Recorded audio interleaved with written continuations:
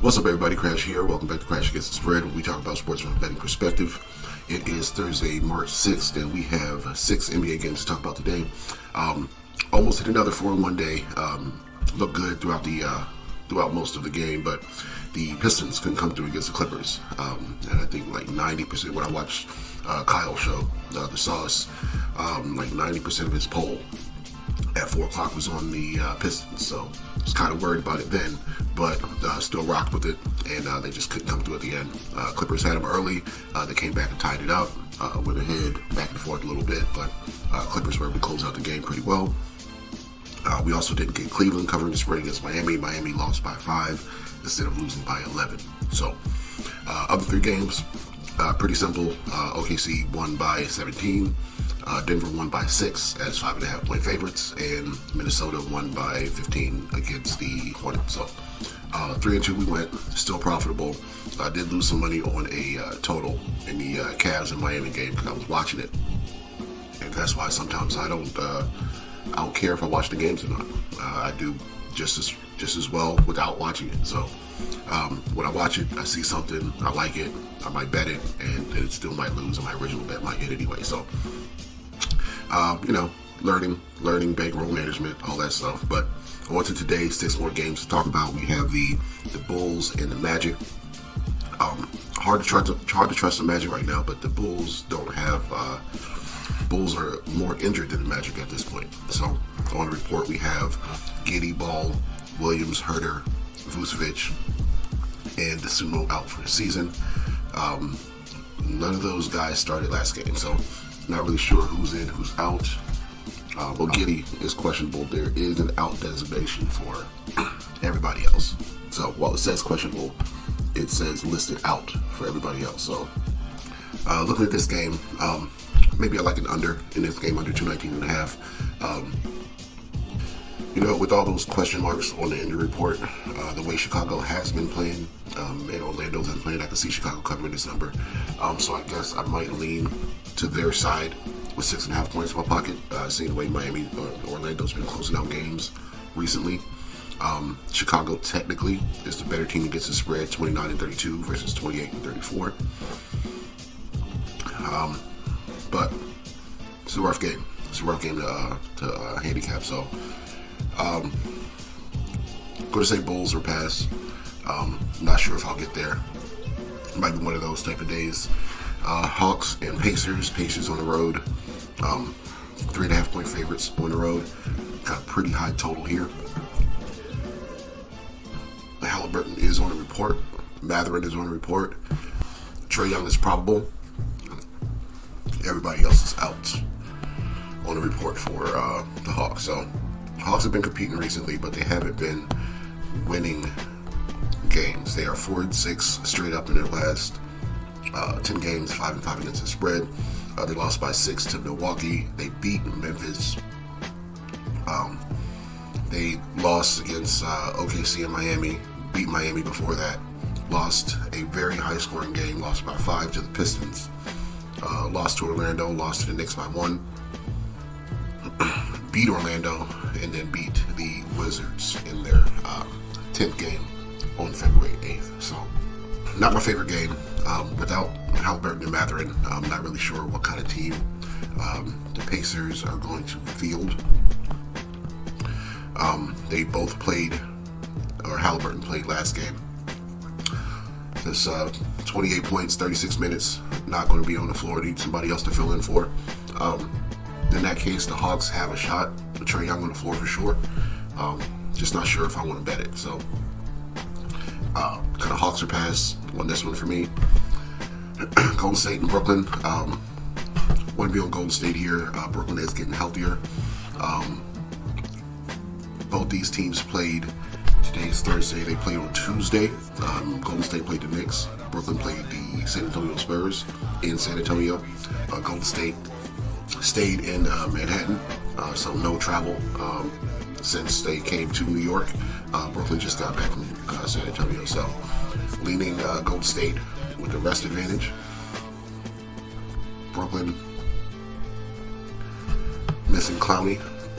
Everybody else is back healthy though, so they got both Cams in, they got Russell, Claxton, and Williams starting for Clowney. So 10.5 is a high number to cover on the road. So wouldn't be surprised if Brooklyn was able to cover. 224 is the total. Not a lot of Golden State games have been getting there, so maybe I'll lean to an under. They got there with Philly and Orlando. They didn't get there with Charlotte. They barely got there with Dallas. So it's like half and half, I guess, to where this number stands in their last 10 games. Obviously, this isn't my favorite card, so I'm leaning towards an under. I wouldn't be surprised if Brooklyn covered. Philadelphia, Boston. Boston, big spread at home. They just won against Portland by 10, covering 2 games in a row after losing 2 games in a row. Is this the letdown? Is Philly going to be able to cover this big spread? Boston does have Tatum, Holiday, Porzingis on the report.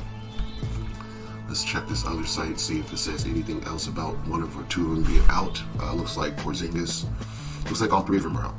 Tatum been ruled out for Wednesday's game. So this is Wednesday's game against the Trailblazers. All right, so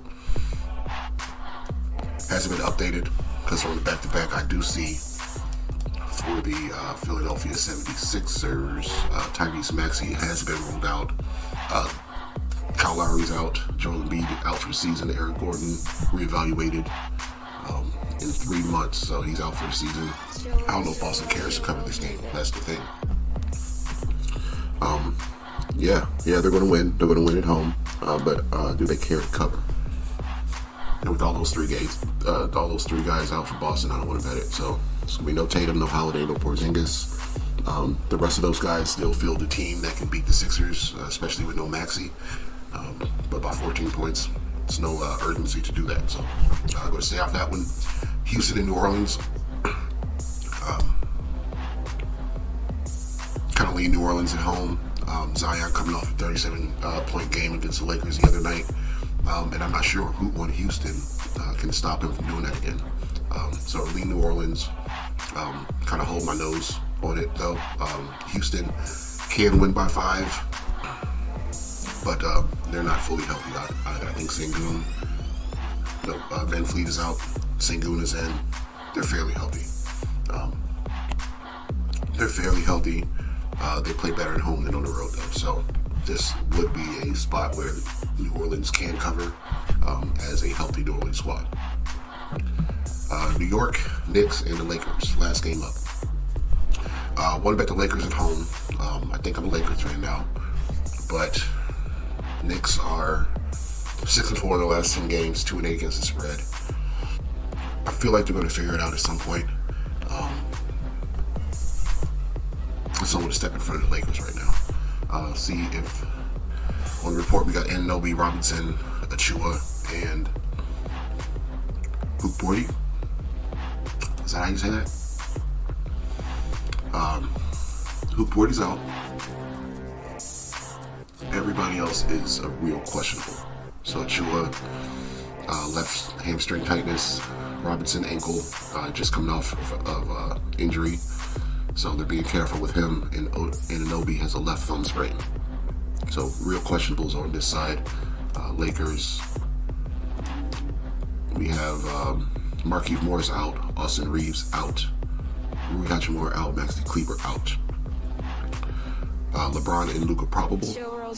Jordan Goodwin is a real questionable for the Knicks. So we saw the other day Austin Reeves was out. That was my questionable. I wasn't sure if I wanted to bet on the Lakers against who they play.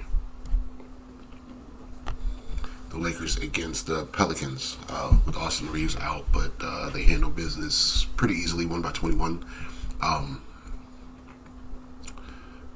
This Knicks team is, of course, better than the Pelicans. But I'm still going to lean. I'm still going to lean on the Lakers. They've only lost 7 games at home. This is a short number. I'm going to roll with a -3.5 here. So that's probably my favorite bet on this card here. I don't like a lot of these games. So if you couldn't tell earlier in the video, this is not my favorite card. So kind of go to stop there. Lean Bulls against the Magic. Lean Warriors against the Nets. Maybe an under in the Boston Philly game. And Lakers minus 3.5 for the last one. So lock those in. Do your own research. We'll be back tomorrow to talk some more NBA. See you then.